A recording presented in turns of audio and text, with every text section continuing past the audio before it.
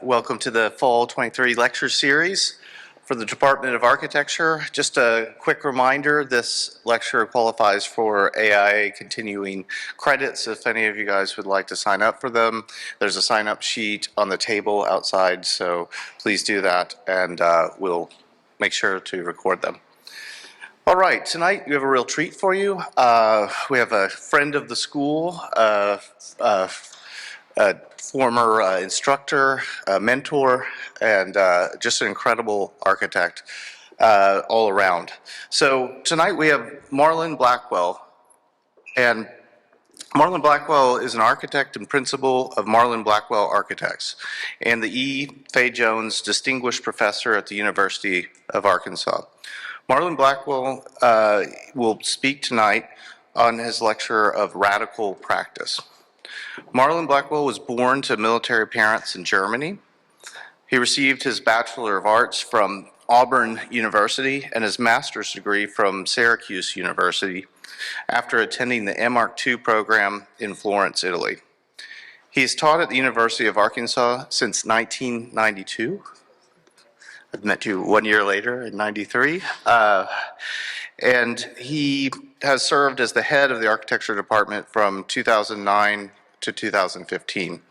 Marlon Blackwell Architects was founded in 1992.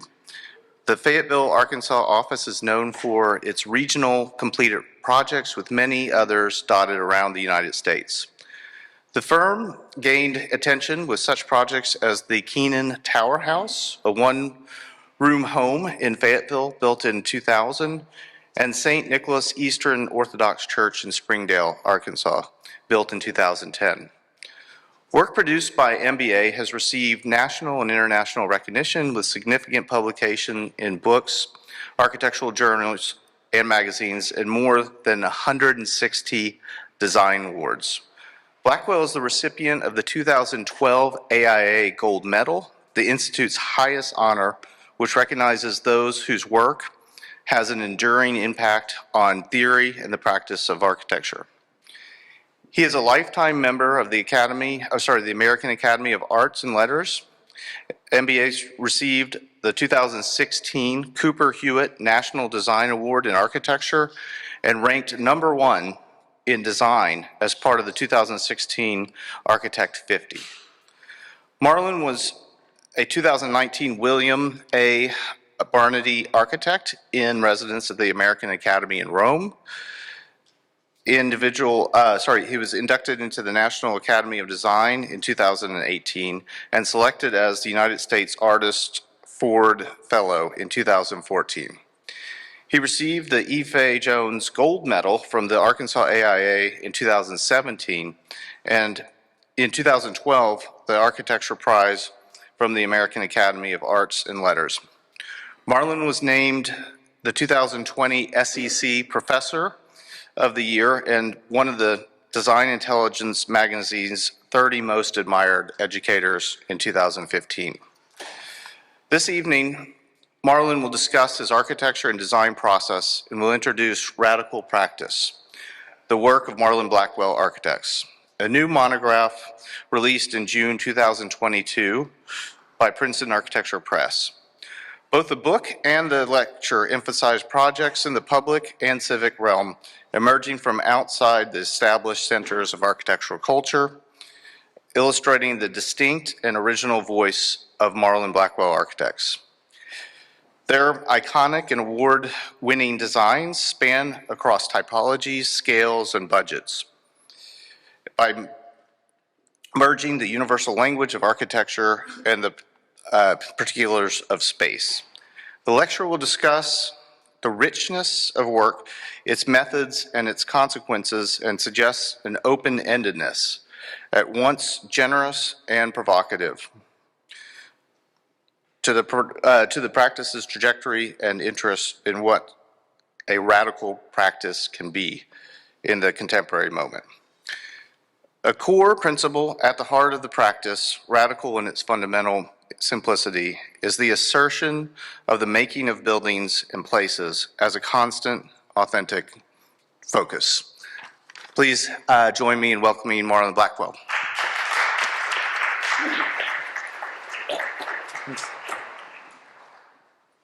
Andy got the long version on the intro there. I have to talk to my assistant about that. Anyways, well, thank you all for being here. It's great to be back. I was just telling Fritz, I can't believe that it's been 6 years since I was here last, 2017. Time is flying, and a lot is happening. And I look forward to sharing a little bit of that with you tonight. So a lot of folks ask me, like, yeah, you're from Arkansas, so why would you name your monograph Radical Practice? What's that about? And I always kind of fire back a little bit. It says, well, it's not so much about the avant-garde or revolution or things of that nature, but we're kind of adopting the 14th century version of the word, which it's as an adjective, and it's from the late Latin word radicalus, which is meaning root. And so it is as in relating to or proceeding from root or roots. And so as we see it, it's a fidelity to our roots that really allows us to have a fidelity as well to the fundamentals, which we believe is necessary for us to effect change, for transformation to happen in our place or the places that we work. I think in the words of Thoreau, one can say that heaven is under our feet as well as over our heads. And so we take great pride in kind of looking at our feet and see what's beneath them. So when we bring together disparate understandings, forces, and observations of situation and place, we like to refer to them as abstract unions. Now, abstract unions are found often for us in a place of unholy unions, places you'd least expect to find architecture. And it encompasses our approach and helps us address questions of practice versus theory, of engagement versus detachment from the world, and questions of form. Frankly, most of our work is in a place where detachment simply is not an option, even if we wanted it to be. For my partner, Ati, and I, rather than a removal from reality, abstraction, in many ways, is a process of connecting to place, generating a productive tension between the local and the global, what we like to call the global as a diktat to work from, looking for possibilities for using an economy of means for a maximum of meaning. And it's very important to us. So we're based in Fayetteville, Arkansas. We're a firm of 25. We started as a sole proprietor, just doing the typical thing of housing a dish here, kitchen there, that sort of thing. And over 30 years, we've evolved into a very diverse practice, doing diverse building typologies and projects of various scales and locations, everything from a carport to a new American embassy in the poorest country in the world, the Central African Republic, which is currently being run by Wagner, I think. But quite a range of projects. And for us, no matter where we're working, place is the canvas, architecture the medium, shaped by the forces of nature and public life, in particular to local form. We like to say we operate in the place, of the place, and for the place, and sometimes slightly out of place. That's okay.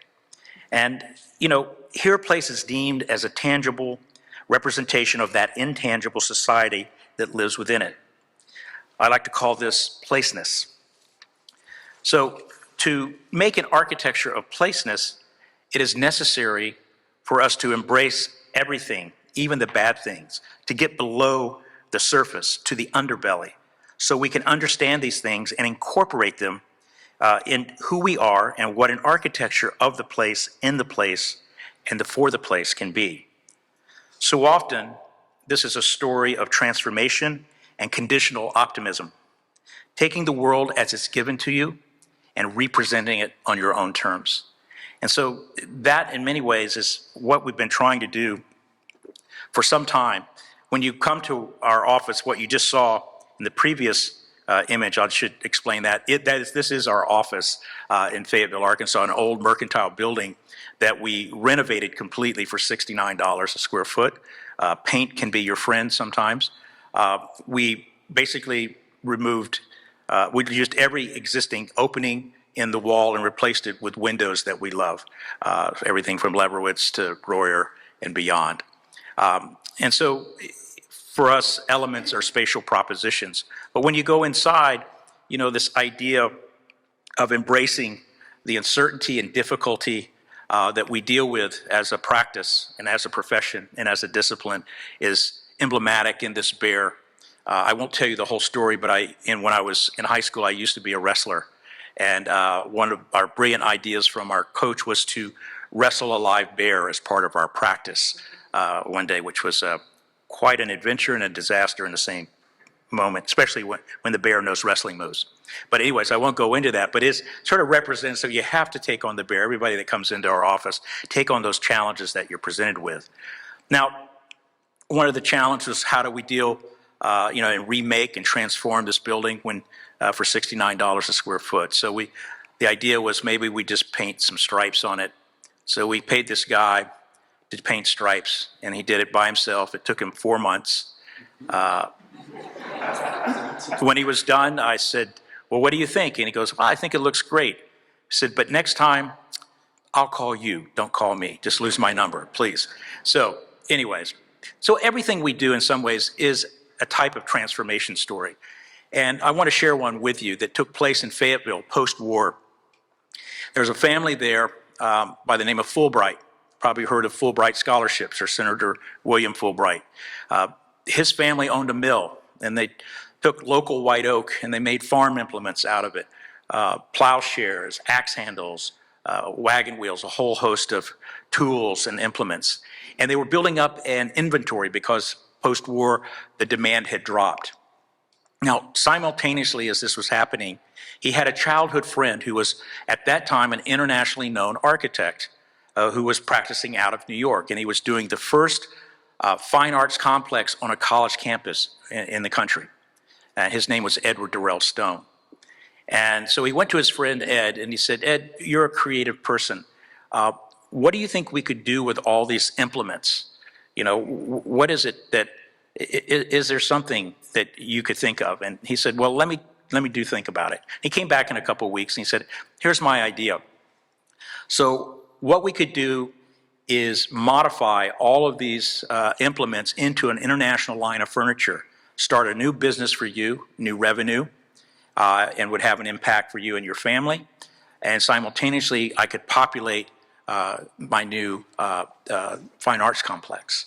And so wagon wheels became stools, plow handles became these beautiful chairs, and big plowshares, along with the traditional craft of Ozark basket making, became these beautiful chase loungers. And they made a whole line of furniture. This is just a few. Providing the past with the future, taking what we already have and repurposing it. And that, I believe, is one of the most sustainable things we can do and is truly transformative because it has an impact to your place, but it also can have an impact beyond. So if you go to the Cooper Hewitt Design Museum in New York, you will find these very same pieces of furniture. So that is kind of what we aspire to in our architecture, is to have that impact locally, but to participate in a universal global discourse with the work that we do. So in effect, the new develops out of the old. The old, however, is changed in the light of the new. And that is a great sort of dialogue. And we're always mindful that we're working between the ideal and the improvised in our discipline. And we don't see it as a plus or a negative. It's not a value proposition for us. It's a way in which we try to define resonance in the things that we make, building between these things, right? Not trying to resolve one to the other. And simultaneously thinking about the patterns that connect between conditions that are nature-made and those that are more culture-made, and using that as a kind of deep source of possibilities and inspiration. And two, looking at the everyday, looking at, again, what we've been provided and resituating that, reprogramming that to either through new sites, new programs, new forms of use, but just kind of making operations that allow us to arrive at the strangely familiar. And so that's part of that productive tension between the local and the universal that we try to imbue in our work. And finally, just as part of the process, before I became an architect, I was a cartoonist. And I had hoped to be a cartoonist, only to discover after reading an article that many cartoonists have alcohol and drug issues. And I was like, well, I don't want to be a part of that. So I become an architect. Lots of issues there too, right? So, but most everything that our work is conceived as a visage in a reductive profile, again, that economy of means for a maximum of meaning, in the marks, and really thinking about the fugitive nature of silhouette and its relationship in particular where I'm from to the horizon. So this is really important to how we think about section and how we think about profile, elevation and such. And that usually is the generative sort of drawings that we do to do our projects. So I'm going to dive into some projects real quickly. Radical profile. So one of my favorite paintings of all time, Willard Dixon's Mondrian with cows. So the whole intersection of a cultural idea of abstraction with this more pastoral and pictorial notion of not just culture, but also agriculture. You know, the pictorial and the mathematic come together. And it's a kind of at once somewhat indifferent relationship and also somewhat subversive. So in particular, this project, which Andy had mentioned, is the St. Nicholas Orthodox Church in Springdale, Arkansas. Not every project of ours comes with cows. In this case, it did. But this was a congregation, a small congregation of Eastern Orthodox Christians who were worshiping in a rundown office building in Springdale. And they have a very beautiful aestheticized form of worship with icons and symbols and all of that. And this just was not a dignified way in which they wished to worship. And so one of their parishioners had died and left them some money. So they bought some property near some other churches along the interstate. And they came to us and they said, listen, we have about $100 a square foot left over from purchasing the land. Would you be able to build one of these for us for that? And it was like, no, and unless we make it out of cardboard or whatever. I said, they said, well, what are you going to do? I said, well, I don't know. I'd have to think about that for a moment. They said, well, here's what we would like for you to do then if you can't do that. We have an existing metal welding shed on our property. Could you turn that into a new sanctuary and fellowship hall? And I was like, well, sure, we can knock it down, build right on the footprint. And they're like, no, we only have $100 a square foot. So can you transform this into the church? And it's like, oh, no. And so our hearts kind of sank a little bit.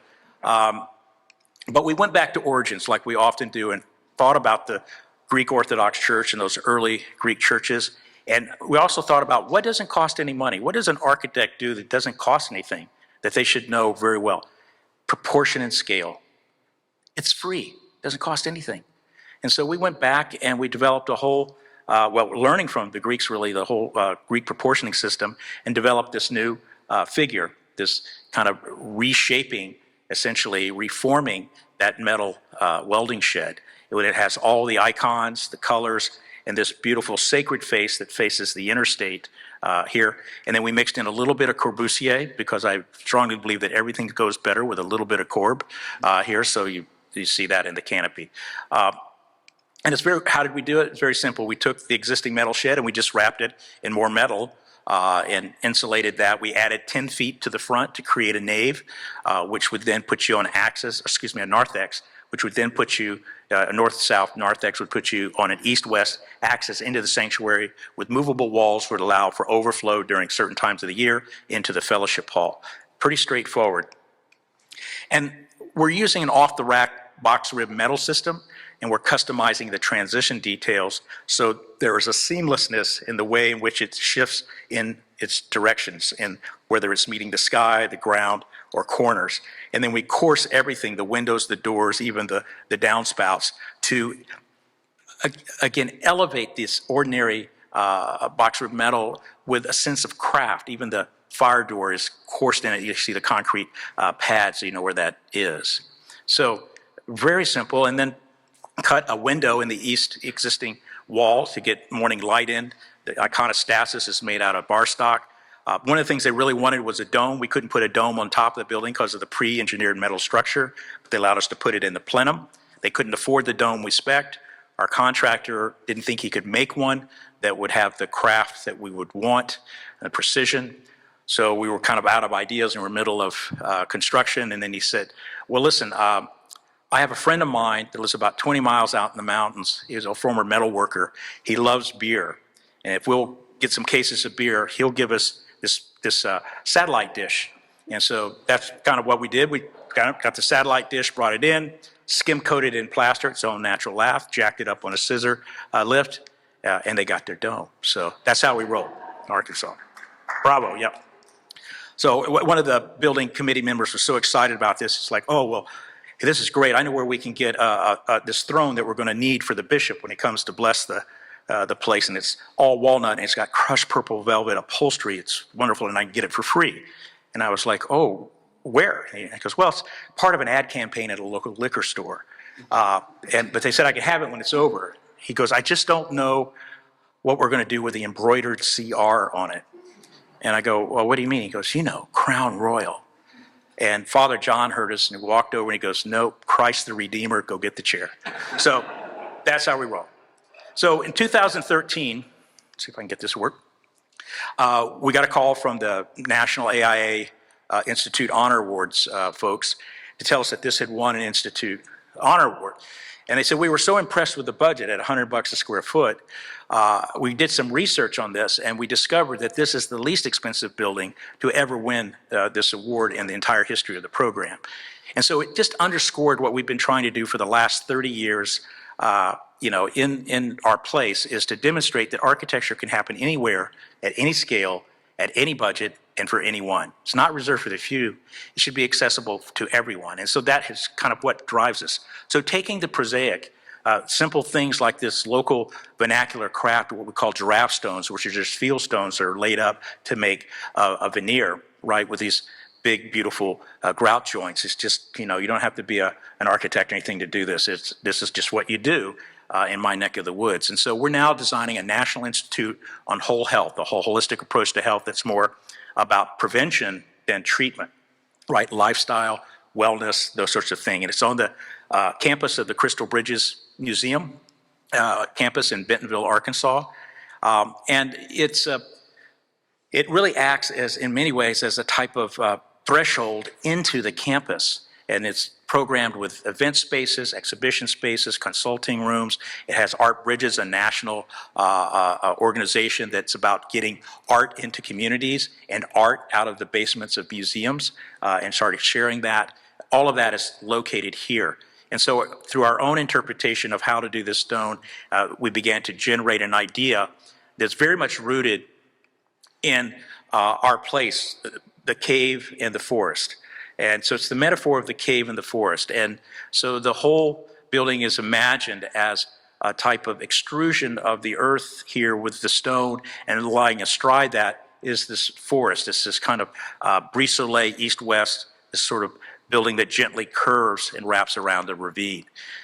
We would have loved to have done it out of wood, but we really felt like it needed to be much more, how would you say, resilient. That's what we were challenged to do. I love wood, but it ain't so resilient where I'm at, unless you want to infuse it with lots of chemicals or drying or whatever you want to do with it. So, but we knew we needed these, and so basically, these are some full-scale mock-ups that we're working on, but it's all now done out of pre-weathered brass, just something they use a lot in Scandinavia and so forth, and it's kind of the first time we're trying to use it here in this neck of the woods with the stones. So these are all kind of tests as we began to develop this system of articulation for the building. And then the idea of the forest and the flickering of light along these beveled edges of the solar shades here, all passive, it really begins to kind of complete this notion of the cave and forest. And you begin to see in the plan how the building curves gently and kind of making gestures to the land and to folks coming, but also wrapping around a ravine. So it's really the land that is shaping the building. And you can begin to see how that curves around, and then this sort of public porch and a series of covered porches and event spaces in the outside. So it's a kind of fusion of that. But even when you go inside, this idea of the cave and forest, so the stone floors and then CNC generated pecan ribs that begin to make the forest canopy that sort of acts as a datum really for each level of the three levels. And so this is currently all under construction. It's scheduled to be done about a year from now. It's really an intersection between art, nature, architecture, and health. And all of this kind of comes together with this building as a type of fulcrum on the campus. And this is it right here in construction. It just topped out about a month ago. Now, as part of this, they needed also to, because this is taking the surface parking away from the museum campus, so they needed a place, a structure for 800 cars. So we had an opportunity to do what we call the art park. We came up with an idea, rather than just 800 cars, what about a proscenium that would face onto a new plaza and playscape that Brian Haynes, who happens to be here, is doing. We're working with him. I don't know, where's Brian? He's somewhere in here. I don't know. A really fantastic landscape design that they're doing down this ravine. So we've tried to figure out a way to make this new parking garage also have a public face to it. So this is a 150-foot by 4-story high proscenium for performance and art activities, and then located underneath it is a linear glass bar, as well as a shop, a retail shop is for that. And so when you're down in the ravine, you're looking up through, you have that kind of interface. So once again, between nature-made and culture-made sort of deal, but art is the sort of binding agent between the two. One of the things we've been working on a lot is working with PPG, Automotive Body Paints, and Sherwin-Williams to create custom colors and identity that are unique. This is my grandmother's 64 Pontiac Tempest convertible, Agua Azur, working with them.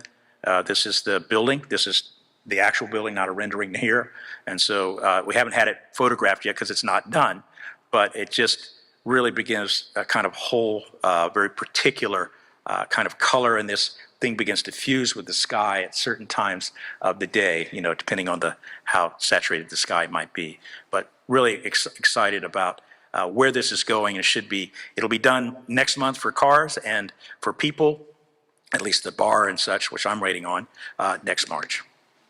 So it's a way of thinking about a process, but we also understand that repurposing isn't something that we repurpose necessarily as an object like a chair or a building, but also a landscape.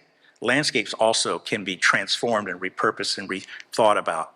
So a particular situation we have going on where I am at, and I know that it happens here in Pennsylvania all the time, is where rural land continues to be annexed as cities grow and expand into a kind of suburban conditions where you have the banal office buildings and the exaggerated retail stuff where every building's screaming for attention and such. And it's simultaneously tragic, but it's also real. You know, what are you going to do about it? So we were asked to design a new pediatrician clinic for a doctor in the middle of a suburban context, what we like to now call ruburban in some ways, because, and try to deal with this condition we see here. We like to call this the land of beige, because for some reason where I'm at, all the suburban buildings are beige for some reason. But they're all 12 different materials of beige that's on each building. So you can see our building here. We decided to go another route. So rather than have buildings with 12 or 18 different geometric, gymnastic kind of moves or multi-shades of beige or color and thumb, we said we're going to just make one form, 2 colors, 1 material. We're just going to turn the volume from 10 down to 2 and see what happens. And so the building that emerges out of this is our attempt at a new species of suburban architecture. architecture that can be comfortable with the car as well as with folks on a bicycle, people. So this is the pediatric clinic, the south facing. There are no windows here because HIPAA doesn't allow windows into patient rooms, so we skylit all of the patient rooms along this edge. The foot contains the entry stair up into the lobby, and then you have a porte cochere, and then the top figure is a lounge for the doctors with separate entrances for the staff and nurses. So as you're driving by at 40 miles an hour, it anticipates this. This is all custom orange-red, working again with Sherwin-Williams. They had, the staff actually chose the color. They had blue, silver, green, or orange-red. This is the one they chose. And as you drive by with the Brise Soleil here, you're going by, the whole building shifts to the north. So it really acts as more as a kind of sign working from the south, but has a split personality with this kind of duality, a diptych in the way that it's colored. And so you, again, a pull underneath the porte cochere, patients and their families are dropped off.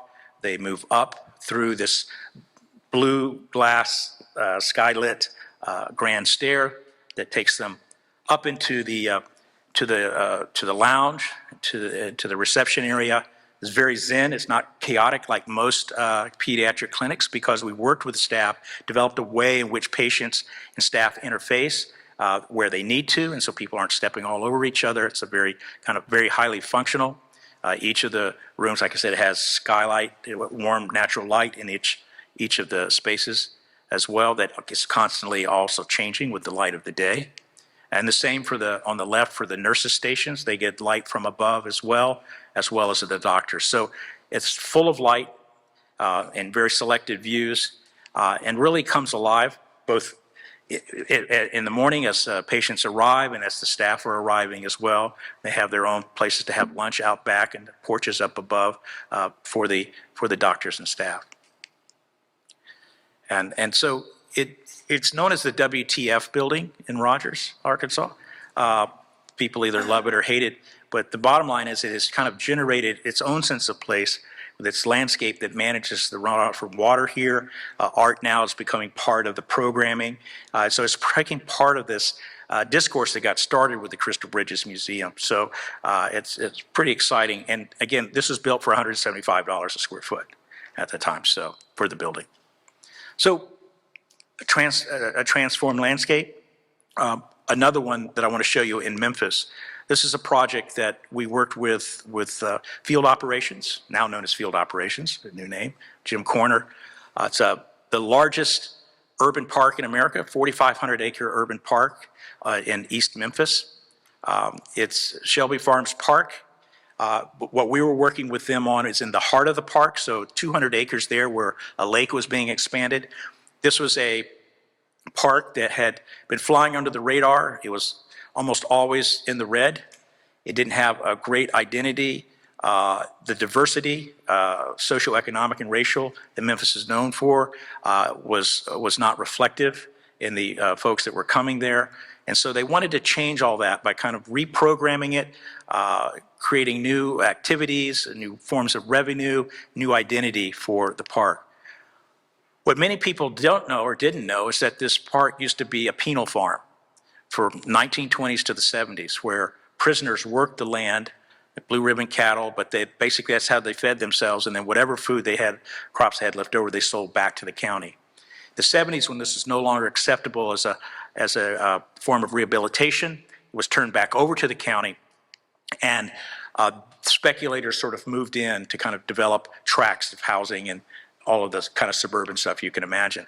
The local citizens rose up and said, no, we want to preserve the natural habitat here and the agricultural aspect of this as well, but it really needs to be a park. So it became a nonprofit, and that's how Shelby Farms was born. And then you could see the heart of the park on the right in the area in which we're working. So working with JCFO Field Operations, we worked together to locate 7 different buildings that are all different types of programs. The visitor center, a boat kiosk, you got stage pavilions, as well as the picnic pavilions, a restaurant retreat and conference center, all of that to kind of reactivate this lake. Now, what we discovered while we were there on site was we're working in existing pasture land. And wherever there was shade, there were people. No shade, no people. So we knew that these buildings had to create their own shade to allow for the landscape to eventually come through and come up. So that was something that was driving us, as well as this understanding of the vernacular and how it too, in a very passive way, generates shade and cooling breezes through these different typologies. So the first building we did was the visitor center, which is an 8,000 square foot visitor center with an 8,000 square foot porch, essentially. And so it's all made out of aluminum bar grate. So we figured out this bar grate you typically find yourself walking on as you come into a building or something. We turned it into a cladding system, sort of disengaged from the superstructure, but tying to a substructure that created this sort of diaphanous skin, along with third growth cypress, local cypress we could get, and then a series of dog trots that create these sort of cooling breezes, and then a 32-foot cantilever across the porch that keeps us in shade about 85% of the year, which allows you to program it year-round. And then we cool it with 5 20-foot big-ass fans. Because in Memphis, you can be in the shade, but you're going to sweat. So you've got to ventilate the air. So it really a fantastic thing that's created a whole new, like I said, set of revenue streams for them. And like I say, very responsive to the light. But this is a sort of nerve center for the park. And then working with JCFO to kind of find this sort of resonant condition between the figure of the land and the figure of the building. And picnic pavilions here we call the crickets, that are also shade pavilions, but they're really used quite a lot for family reunions and all kinds of social events, quite popular, and these kind of dot the edge here. And what you hopefully are seeing is the emergence of an ensemble of figures with common language, a reduced palette, just the bar grate and metal siding with some stone. This is the boathouse with the canoes and the kayaks and the concessions here, and again with its own porch. The stage pavilion, which services events on the lake as well as events on the lawn, and then when it's not being used, obviously it's a really nice shade pavilion as well. And then finally, the restaurant retreat conference center is something that is both a restaurant and a conference center. We were, at the time when we started this, we were working with Kimball Musk. Tree for Elon Musk. This is his brother who has a farm-to-table restaurant space in Colorado. This is their first ground up. And the distinguishing feature was an 80-foot deep porch. Again, more seats outside than inside, with these beautiful views to the west across the lake. And so what has happened is that attendance now, after since 2016 when this opened, has more than doubled. The diversity of those that are coming has increased dramatically, something like 60%. And it's been profitable in the black since 2016, every year. So it underscores, I think, again, that the transformative possibilities that architecture can have on landscapes, and yet still not ignoring the history of the landscape, but providing it, again, with the future. So the other project that I want to show you here is another type of landscape project, but really it's also really about community. And it takes place in Detroit, Michigan. This is at Marygrove College in 6 Mile in Detroit in the McNichols-Livermore neighborhood. One of the prides of this neighborhood is Marygrove College. Traditional African-American liberal arts college that 3 or 4 years ago basically closed. It just lost enrollment, got in financial trouble, and was really tragic for the community. The Kresge Foundation came in and proposed a new model for education, a cradle-to-career opportunity for up to 1,000 students from the community. And this would repurpose this campus. And what they were missing, though, to do that, part of the cornerstone was an early childhood learning center, which really is the backbone of lifelong education, is what happens in those formative years. So we were invited in to do this project. It's a one-story building because it only goes from prenatal to kindergarten. And it was also considered an opportunity to be a community center too. So it sits in this corner of the campus amongst these collegiate Gothic limestone buildings, historical buildings. Again, one story, it's a mat building, so we developed a series of courtyards to bring in light, as well as to help with the wayfinding in the building, and create controlled places for play, for learning, and for reflection. And here's just a graphic of the neighborhood here with all this little single-family homes, and then this campus that's carved out of it. So there's multiple ways in which you can get to it. And one of the things that we were faced with too was a desire for this to be contextual, but to have its own identity. We did not do the community engagement that was entrusted to those who already had the credentials and the trust of the community. But the information we got back, that was one of the desires. The other was, and I discovered this from the vice president of the Kresge Foundation, Wendy L. Jackson, is that there was no desire for a monochromatic building. Brick, copper, all the things we would normally do, even a color. No, they said what is desired is polychroma to demonstrate the inclusivity and diversity, the many voices in the community. And the way she was talking about in our conversation, I said, this sounds like more like a patchwork or quilt, almost like a coat of many colors. And she said, exactly. And I said, I'm reminded of the quilt ladies in Gee's Bend, Alabama. And she goes, well, I've been there, Wendy said, and I think that's a great place to start. And so actually visited with the Petaway family in the Gee's Bend just to kind of absorb some of what they do. But we also had to relate to the sandstone buildings, or the limestone buildings, excuse me, of the existing collegiate Gothic buildings. So how we came about this is just, again, looking at how to maximize the effect of accent color, because every color costs more money. And at the same time, have a base that would work with the existing buildings. Now, the material we're working with is glazed terracotta rain screen panels, rib panels, because they wanted it as resilient as those limestone without literally doing limestone. So it had to be very resilient. And so you begin to see how the sort of vitality of that happens just with 3 accent colors in a series of shades and ground colors, base colors. And then we're grabbing light from the side, from above, from the front as a way to begin to articulate, again, back to elements being spatial propositions, and then a gentle kind of welcoming with the folded wall for the entry. As you go in, you come to your first courtyard, this lobby, a coffee shop on the right, community rooms on the, coffee shop on the left, community rooms on the right. And so this is not just a place to drop your kids off for school, but it's actually a place you can hang out, you can have community meetings and so forth, and become somewhat of a social space. But each of these, in their own way, is a type of classroom where students all have access to these courtyards. And again, it brings a lot of light into this very wide 25,000 square foot mat building. And every classroom has direct connection to the outside. So you're in the middle of a lesson. If you want to take it outside and continue that lesson or make a point, it's right there. So it's highly motivational for both the faculty and for the students.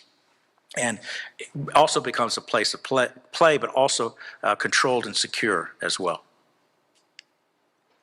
And every opportunity we got, even in the hallway, so forth, those are educational opportunities. We're carving niches out of the hallway for people to hang out in this case, a reading room for students, but all spaces are considered educational spaces. Even the community spaces here where classrooms can happen or just local community groups can gather. Everything is top lit in a lot of these major rooms, so we're using a series of lanterns that bring light in from above that also give identity to the building as a figure. Along the south, our landscape architect, Margie Ruddick, is fantastic, wove amongst this grove of trees a beautiful learningscape and playscape for the students here as well. It's just really active during the day. And then in the evening, acts as a type of lantern to the neighborhood.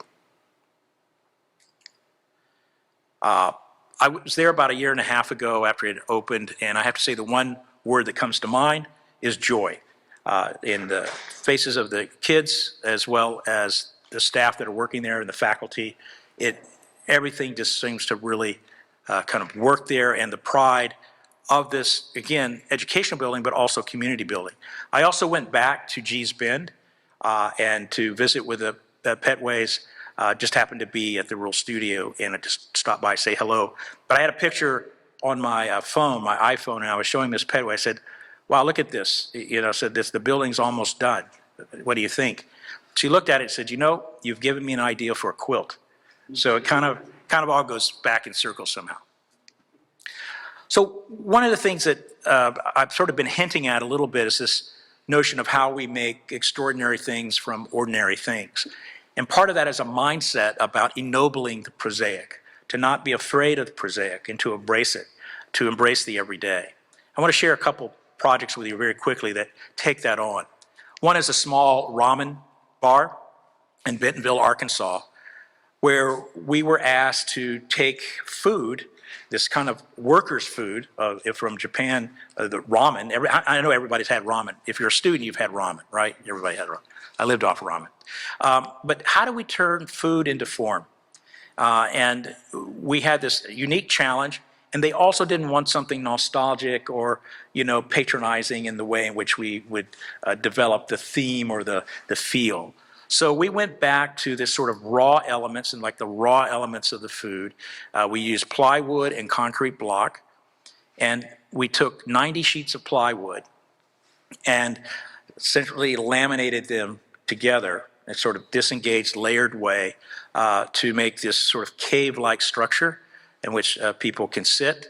And then we just painted the edges white, just to, again, to abstract the edges, to remove the plies, which creates an ambiguity in the material. And then we left the mill stamps on, so you find these mill stamps. It's like, what's going on here? But you can begin, and then we did a similar thing with the shroud or with the acoustical coffered ceiling, which bounces light around simple LED light bulbs. It also helps with the acoustics. And these, we just painted the edges black. And so just a very simple system, 90 sheets. You can see how everything goes together as a system, and then we create about 3 or 4 opportunities for variability within the system. And no waste, you're just cutting it all. Everything's based on the standard 4x8 sheet of plywood. So again, just taking something rather prosaic and elevating it just in the way in which you put it together, in which you develop a system of articulation. So that's, we don't do a lot of interiors, but that's something we're kind of quite excited about doing, again, a lot with a little. We just finished a project in Fort Worth, Texas, called PS 1200. While I was in Detroit, I met a young developer by the name of Philip Kafka, who actually made his money in New York selling billboard space. And he's been using Quonsets as a way to develop urban vitality in certain pockets and areas of Detroit, kind of an affordable way to build, but also using public space in which to develop collateral economies around that space, and then housing and really building up a community. Typically when you see a Quonset, this is how you see it. Out in an agricultural setting, it's usually light industrial, occasionally somebody might live there, but for the most part it's a singular element. What Philip has been doing is concentrating them and thinking them in a kind of more urban way. This is True North in Detroit. He's also done the Caterpillar. I don't know if he's recently published in Detroit as well. So he wanted to test this out in Fort Worth, Texas, in an emerging neighborhood, the Magnolia neighborhood. So this is what we came up with. It's a mixed-use development, housing, offices, restaurant, grab and go, and a bookstore gallery. All framed around a new public plaza designed by Julie Bargman of Dirt. So the idea here is to create an interface between public and private development and give something back in that way. So rather than suck up all the urbanism to the very edge of the lot line and extrude it all, as you would in a place like New York, places like Detroit, you can leverage emptiness and actually create more spatial opportunities. And I think the same thing here in Fort Worth. So you can see how it begins to engage the street. But we have to say there's a museum, some of you might know it, that's located about 1.5 miles away, that we're very inspired by. And we thought, well, this was our opportunity to ennoble the prosaic, but be inspired by something much more universal and canonical even. What we didn't know and discovered in our research is, in fact, Lou Kahn had already beat us to the punch. He was inspired in many ways by the stockyards in Fort Worth, as you can see here, in a very similar kind of form. So he'd already done that. But anyways, we all kind of feed in the same trough sometimes. So these go up in a day. That's all pre-manufactured metal panels. Once you get the base built in, they are the structure here that makes the envelopes of the structure is the cladding kind of scenario. And then what we're doing is serializing that. Each of these are a unit that sits atop a workspace, which is then connected at the base.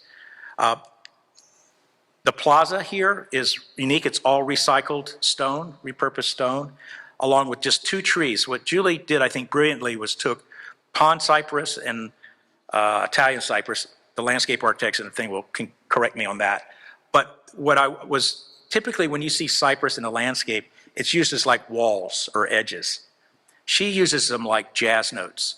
And I thought that was quite brilliant. And the way she placed them so close to the building, I got nervous. I said, what are you doing? She goes, oh, I want these to grow up and around the canopies and so forth. We're building a forest, and this is just the first layer. I was like, oh, fantastic. So anyways, public plaza here. You can see how the Quonsets in the rear make the backdrop for the more public spaces, the restaurants and so forth. We also wanted to look at doing something most people hadn't done, which is to flip the Quonset on their side and go from structure to cladding, which we thought would be very interesting to maintain the language, the consistency of the vocabulary, and then find opportunities to create eccentric moments, anomalies in the system, like you see in this window.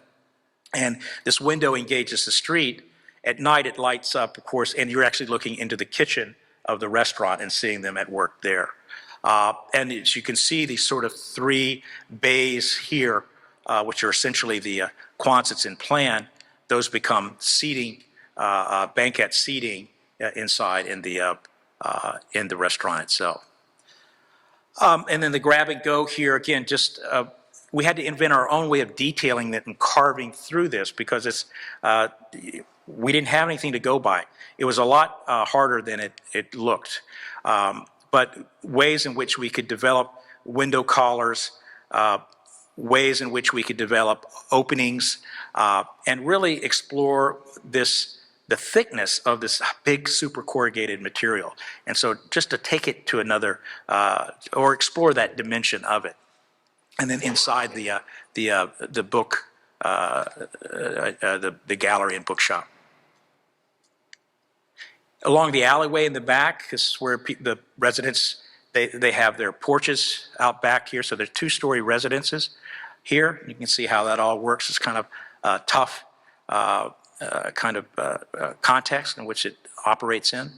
You go up between these, the stairs, every other one has stairs in between with shared entries. And then the inside is this beautiful space, double story, and then just a plywood core with your kitchen, your bathroom, and your bedroom and bathroom up above.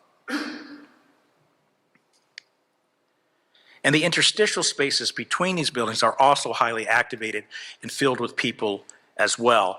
And now we're having businesses come into the offices below. So it isn't just office, but actually businesses like a barbershop now has filled that in. So it's starting to build its own community within the community, which was sort of Philip's idea all along.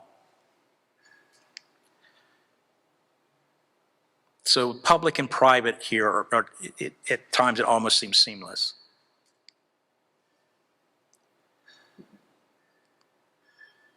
And then at night, it's like a scene from Rear Window.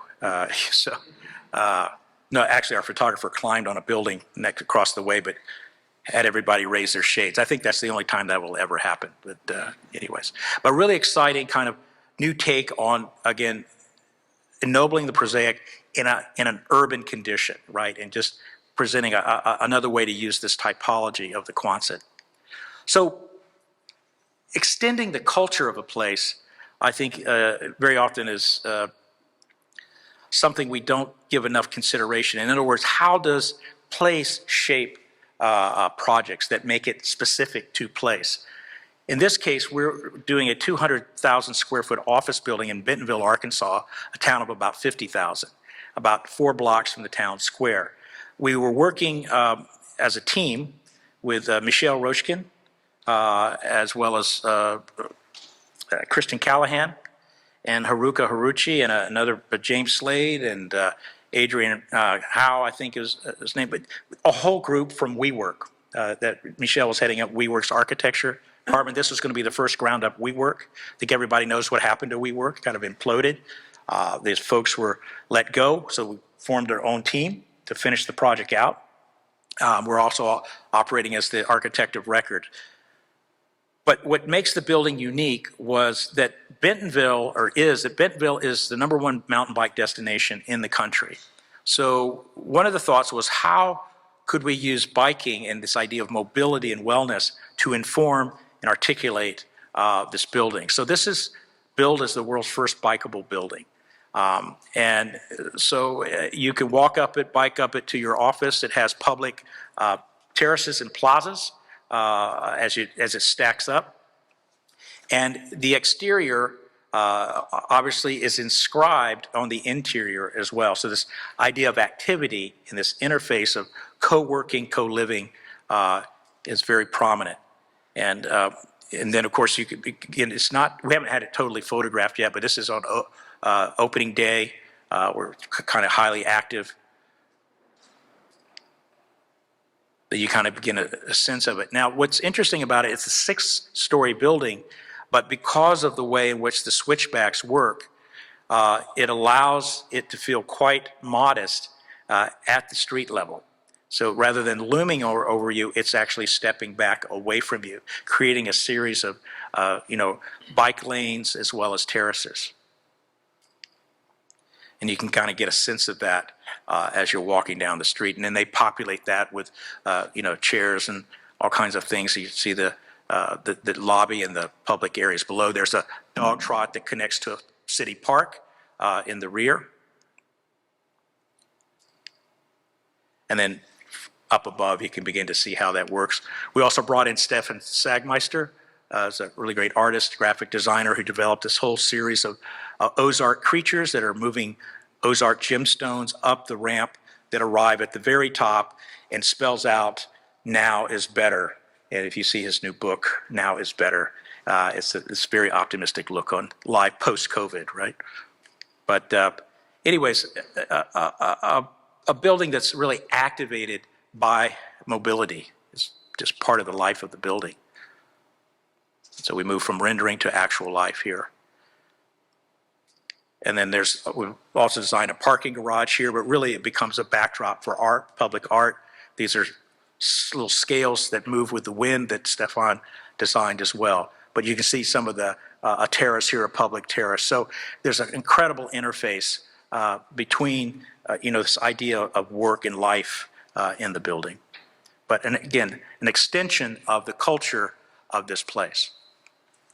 We don't do a lot of houses. I just wanted to show one house tonight because every once in a while we get to do one, but this is a house we completed in Johnson, Arkansas. It's part of a neighborhood, a golf course neighborhood, which we violated all their covenants. You were supposed to have these big pitched roofs and all of these things, but they didn't say what slope. So the owners wanted a courtyard house. They're 70 years old, just starting to build a new house. So we developed their courtyard house, an impluvian roof. So the people were like, yeah, you didn't say anything about the sloping the other way. So anyways, we got to pass the covenants. And so it's beautiful brick, a building that is basically disengaged from the slope of the land, and it produces something quite interesting. So highly volumetric and thick, with its sort of variegated brick on the public face and the way in which it presents itself to the public. And then as it transitions around, the slope goes down the hill, and begins to slowly disengage and recognize the terrain. As you come through, sets up a quite lovely section, as you can see here, through the courtyard, and then it drops underneath. And so it's really a U-shaped building with a bridge between that becomes a 1,000-square-foot porch. And so this takes you right out into the landscape, into the woods. And the whole, again, language of this transforms, right, from mass and volume to an architecture of line and plane.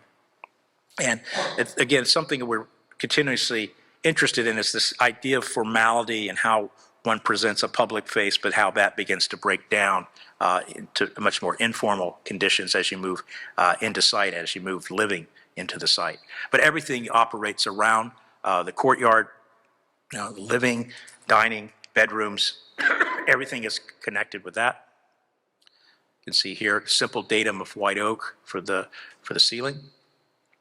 And begin to see how we're working with thickness here, so using rooms to develop an idea about poché carving that you can inhabit. So the idea is that the wall is something you participate in, not you're just a spectator. So you're actually participating in the thickness of the wall. And then that slope that drops underneath the bridge here, creating the porch, and looking back at the house here, the evening. And then representing itself. I want to mention the landscape architect here with this is Phoebe Liquar with Forge, and really did a wonderful job of creating just a great selection of landscapes and prairie grasses and meadows here in again, a kind of suburban neighborhood. Last project. Talking as fast as I can. It's hard to do for somebody from Alabama, but I'm doing it.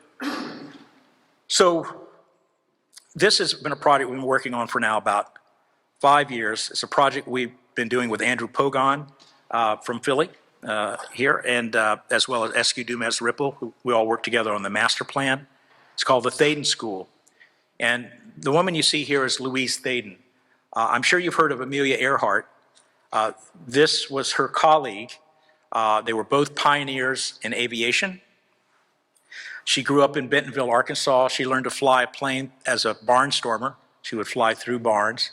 And she went on to win the Bendix cross-country air race, not once but twice, even when she and Amelia Earhart were turned down because they were women. They weren't allowed to fly. They did it anyway, and she broke the record. And it stood a record that stood for quite some time.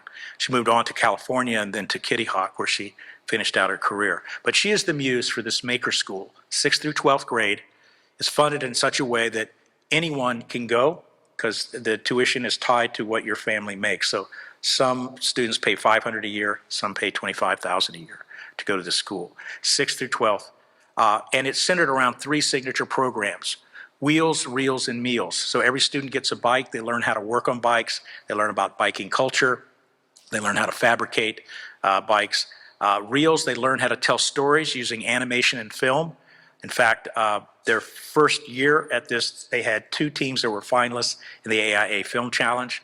So they're really good at what they do. And then meals, they grow their own food. They learn how to grow food, how to prepare food, how to cook food, testing kitchens, all of that. And it's all synthetically working together to learn by doing things like physics and math and social studies and that sort of thing. Located on 30 acres, about 8 blocks from the town square. Used to be the county fairgrounds. It also used to be the site of the high school at the turn of the last century, where Louis Thaden actually went to school. But we were recognized right up front, both Jose with Andrew Pogon and Steve Dumas with SQ Dumas Ripple and ourselves, that this is not urban. So we called it urban pastoral. So we're looking at chicken houses, farm groupings and stuff for inspiration for the master plan, and a kind of common sense approach of how you deal with orientation, how you deal with water management, circulation through movement, the programming of the site so that every space, even the outdoor spaces, is considered education. There's no fence around this campus. It's all open to the community. And there are no covered walkways. All students are expected to walk across the campus to experience it, to make it part of their educational experience. So it's learning, really by design. It's a learning landscape, and it's part of that kind of, how would you say, self-reliance that the students learn. So this is what we came up with in the master plan, series of figures. The SQ Dumas did the home building, which I don't have time to show, but basically the palette is the boxwood metal that I've showed you before, FRC panels, as well as plywood ceilings.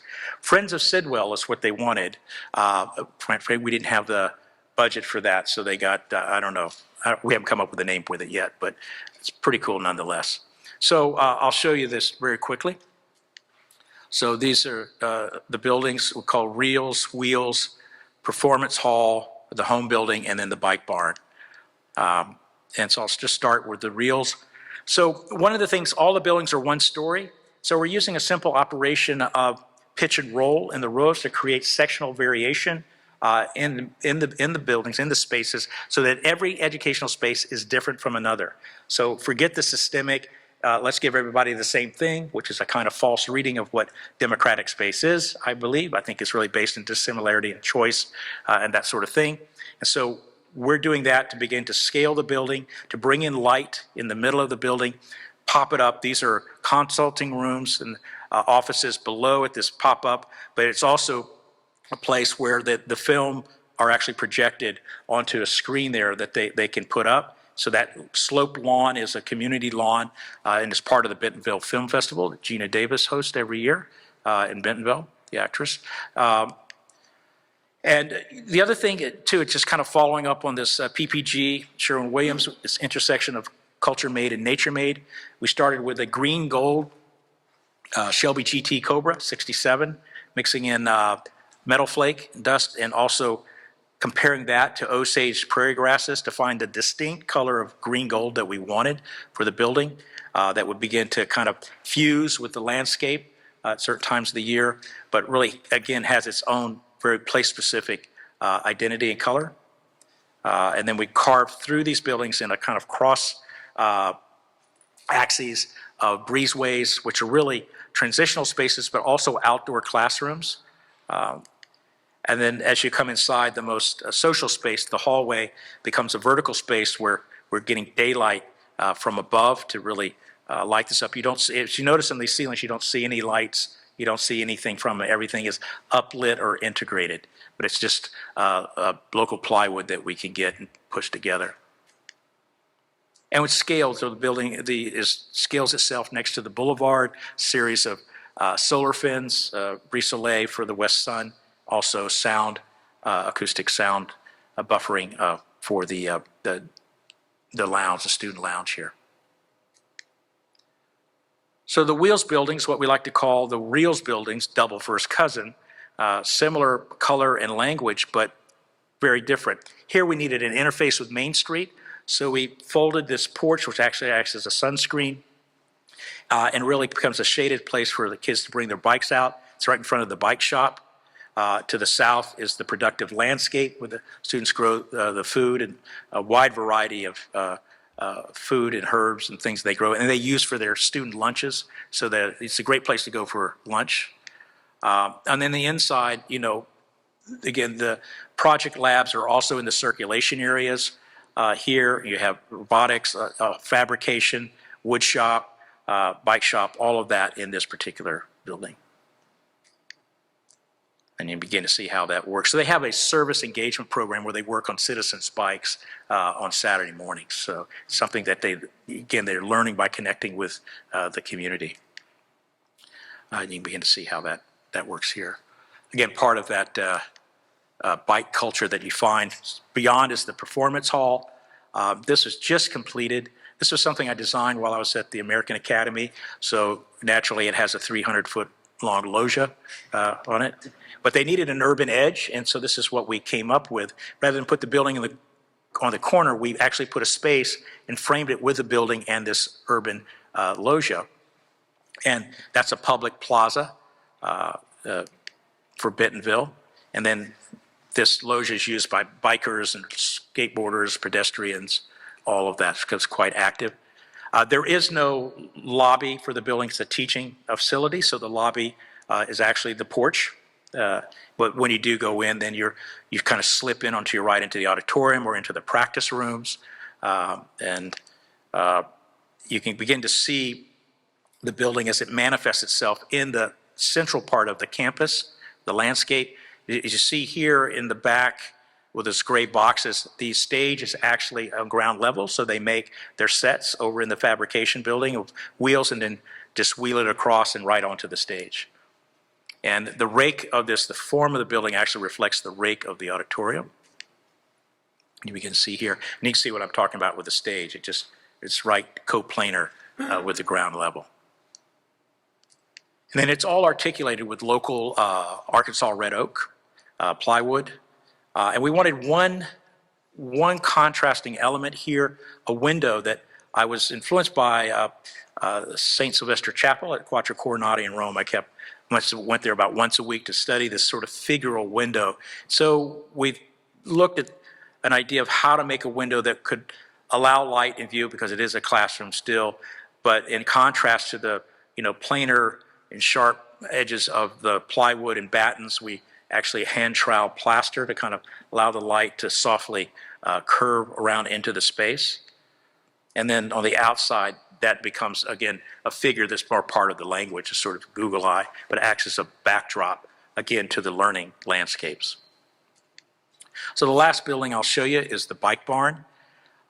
They're called the Barnstormers. The school is the Thaden Barnstormers. The owl is their mascot. Anyways, they wanted a real barn to play basketball in, and they have a bike pump track, soccer field. So the headmaster, Clayton Marsh, he said, yeah, we want a red barn. And I said, okay, it's 10,000 square feet. And it's like, we had a lot of air conditioning. He goes, no, I want it just to be naturally ventilated, like a real barn. I was like, okay, so here we go. So it's all made out of painted cypress, local cypress. And we pull the gaps further apart, and we put copper screen behind it so that bugs can't get through that easily. And we let it breathe. It's like gills on the building. And all the doors you see open up. They all slide open, big sliding barn doors right there on the soccer field, the pump track right here. And then we ventilate through these big dormers where they open up and they create the chimney effect that naturally ventilates the building. And then, of course, you have this porch to the west that knocks the sun down, have a great place to get out of the rain, all the bikers there. Nice little drawing. So, where I'm at, mass timber is all the rage at the University of Arkansas. Grafton is doing the first wood fabrication research building, their first building in the U.S. Everything's going, and it's all fantastic. It's great. But as often is the case, I don't have the money for mass timber. So what I'd like to try to do is use a mass of timber. So we just used local truss manufacturers and gang nailed it all together. The same with the columns and such, that we could just get across the state line in Oklahoma and develop this whole truss system.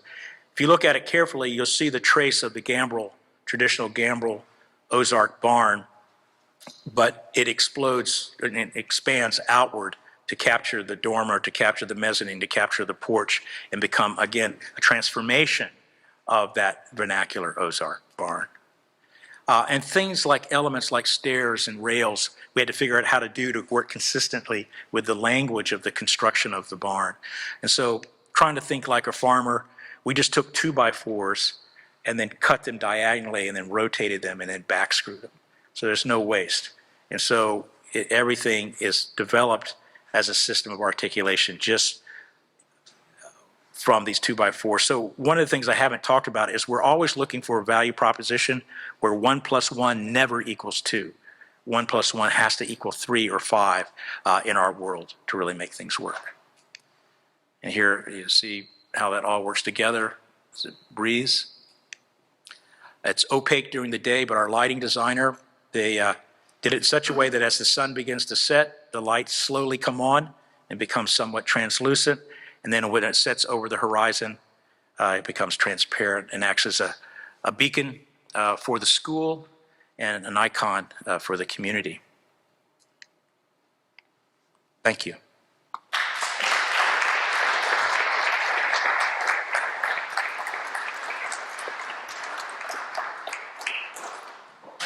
All right, I talked fast, but anyways. Will you take some questions? I will. I appreciate folks sticking around. I know it's late, but be happy to.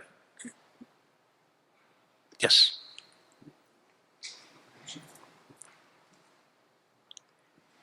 Thanks for the great presentation. It's great to see some of this new work and how it kind of fits into your bigger body of work.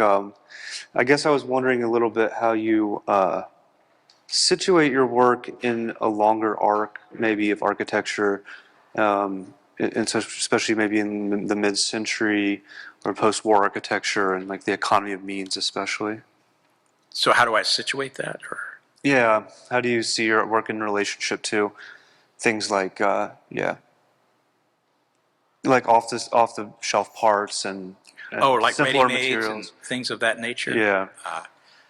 I think it's highly, for us, less, it's a principle and it's a value that it occasionally becomes a virtue. But it's highly situational and opportunistic. We didn't go into the church and say, well, we need to have a dome made, from a satellite dish. Something crops up and we keep an open mind.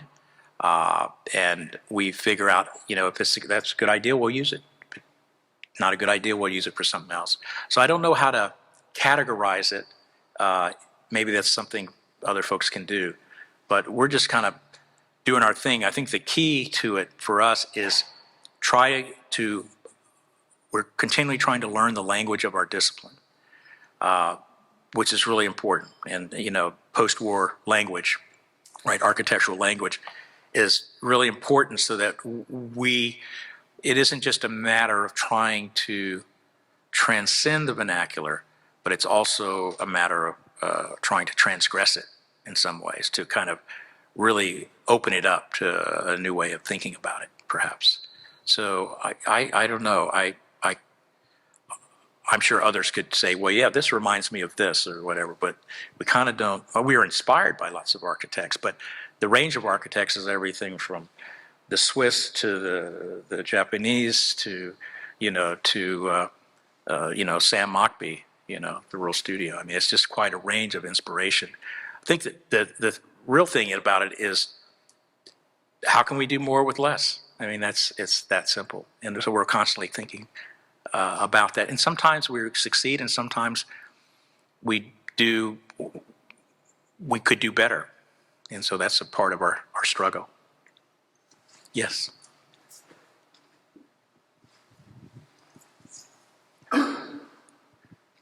I had the opportunity to see a lecture of yours about 10 years ago at the University of Nebraska, and the church project that you showed was one of the projects that really captured my imagination there. And I was excited to see it again now. It's a great story. As you've learned more of the language of architecture, like you were just saying, has there been a change or a shift in the way that you view your earlier work, or has it kind of remained as like a benchmark of its time? I think there's more attention given to space, right? So the figure in some ways are becoming more purposeful, some ways, but I think the spatial articulation is getting better. That's what I can say. And maybe that's because we're being given more complexity and we're having to vary the typological approach. So not everything, for example, can be a box that's extruded, right? You'll notice that in the visage and then the extrusion, right? It's not unlike drawing a cartoon character in profile, right? And now I extrude that. That becomes the formal thing. But now I see that we are developing other types of approaches, some of that are more systemic, some of that are more figural, but spatially, I think, just more sophisticated and richer in terms of elements, that way we do doors, windows, columns, things of that nature. But I think it's just a slow evolution, honestly. I mean, if I go back and look at the early work, it's early. It's not, could be better, some of it. But I don't think we've varied that much. If you take the tower house that Andrew talked about, that is sort of a proto project, right? A prototypical project. Or the honey house, which I don't show, but this small project that relies more on a kind of systemic approach. So we just find our repertoire broadening, but our insistence on having the courage to be narrow about how we use material and form, that has become a bit more narrow, I guess. Excuse me. I don't know if I'm making much sense, but I would say this, that I'll stop there. I can't. I lost my frame of thinking there, so I don't know. But yeah. Thank you very much for the talk. Big fan of the work, and having grown up in the South, you were a hero of being an architect outside of the coasts. So thank you for that. Your work is often heralded as being a architect of critical regionalism or regionalist work, but you seem to be entering a new chapter that's expanding beyond your backyard, that's entering the platform of the National Mall, that's entering countries abroad. Yeah. Where do you see that taking your practice, and how will that transcend? Will it be? I'd just love to know about. Yeah, that's a good question. The word I was searching for, by the way, in the previous was abstraction. So abstraction and our idea of abstraction has become more focused and more narrow. Yeah, I don't know. Like the thing on the mall, we really haven't gotten too far along with that, but there are opportunities that we are engaged in. I see them as an extension of a core set of values that we have. In the book, we did an article or an essay John Bolkins did on us that kind of mined certain lectures and writings and so forth, called Present Tense, Future Perfect, that outlines a meta project. And we've actually taken that further. So there are a series of principles and guiding dictates that I would say inform what we're doing wherever we are, and help us in our research, what we do. I know the project in Africa, I asked, like, you have to ask sometimes when you're working in the poorest country in the world, why us? Why were we chosen to do that? And of course, I got the pat, and well, who else, is going to be able to do this in a resourceful way and not gild it with gold and every doodad, what do you call it? Every sustainable doodad and all of that. I mean, and so, we've had to develop an idea about elegant restraint and appropriateness to cultures not as privileged as ours, and how do we do that celebrates our values, but at the same time can resonate with theirs. And so that's I think is going to have some shared purpose with the memorial as well, and how that manifests itself. But I have no idea. I mean, I don't have any pre-imagined ideas. And whatever I do, I tend to draw them and then put them away, because there might be elements of truth in them, but they're factually wrong. So, because I don't have enough information. So the key to is to get enough information to where you can actually make a proposition. So I don't know. But it's no different if we were doing a carport. It would be the same thing. So it's just how we do it. I just think it gives us the opportunity to demonstrate. Because what happens a lot as a sole proprietor, you start out doing some really elegant residential work, and then as you begin to scale, I find there are very few firms that can actually scale. And because most of them don't have a grasp yet of their own language or their own vocabulary. And so they get lost in the complexities and all the external forces and internal forces in these larger projects. And so it never captures the same vitality they might have had in those early works. Our goal, I think, is part of, I don't know this for a fact, but I think part of our success so far has been able to maintain some of that vitality from the earlier work and actually see it get better. And I think, every once in a while, a blind dog finds a bone. So we got lucky, but I think that's the challenge for all of us here is, if you don't know the history of your own discipline, you're in trouble, in my opinion. If you don't know it, you're doomed for the most part. In other words, I think your lifeline is short in terms of your development. So if you want to develop, you got to know the history of your own discipline. And the history goes back more than 50 years, right?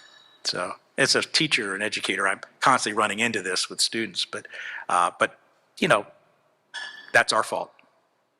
As professors, we're bored with it, or sometimes we don't want to deal with it, but I think you have to. So, yeah, I'm starting to preach. I have to be careful. I saw one in the back here. Yes.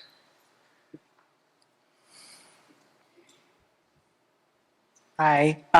Thank you for the talk. That was really great. I'm studying architecture and landscape here, so I really appreciate, first off, just you attributing a lot of the work of the landscape architects you've worked with. That's not such a common thing in the talks that I've heard. But I have a question about, kind of related to what you just said about teaching. I think place, especially in architecture and landscape, can be kind of a slippery and shifty and sometimes even kind of fraught thing and fraught concept. So I'm wondering how you bring that into your teaching and if that's changed over time. Yeah, how do we bring ideas around place into the teaching? I'm still working on that.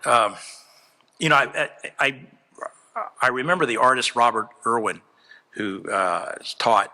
He always said he tries to avoid emulation, because once you have emulation, students emulating you, then he said it's time to move on. So I try really hard not to teach something to where the work that comes out looks like anything we would do. So I'm kind of go off in different, more speculative ways of perhaps working than even we do in the office. But place is always at the center, of how you use that as a kind of generative starting point. So in the pedagogy, I'm always getting them to, I like immersive studios, so we go and spend time in the site, a week at least. I wish there was more, but the idea is to put folks into strange places and to absorb that and to be discombobulated, or their way of seeing things is interrupted. They don't have the bag of tricks they can rely on that you accumulate over time. So it's kind of to destabilize that, and then we can look at it in a fresh way. That's a lot of what I try to do. And it's, I think it's absolutely critical to get students to see things anew, and not take it for granted. Because the biggest, I think, challenge we have as our architects is how to begin. It's a blank canvas. And we all have our own memories and experiences that have shaped us. But I think there's more to it than that. That might be an internal stimulation, but I think the external stimulation is really good in turning your attention to that. So I try to teach my students to be careful observers of the geological, the biological, and the cultural. So almost every project I give has elements of that demands their attention. And I leave it to them mostly to synthesize, to curate what it is that they will take forward. But it's seldom just, this is what I did the last studio and it worked pretty well. This is what I'll do for you. That usually doesn't work in the context in which I lay out for them. So I've had studios where I give you a bug, a beetle, and meet the beetles. And, you develop an entire wall out of this beetle through a series of drawings and things. But the beetle, is a form of architecture without being architecture, And so you learn these sort of, you learn how to think through analogs rather than metaphors. Right? So does that make sense? Like Yeah. the metaphor is what something looks like. The analog is how something behaves. So analogs to me are much more important than metaphors in the way that I teach. I hope that answers it. It's all over the place. Learning to be concise. Is that good? I think everybody's thoroughly exhausted and ready to go have a beer, bourbon or otherwise. Thank you. I appreciate it. Thank you.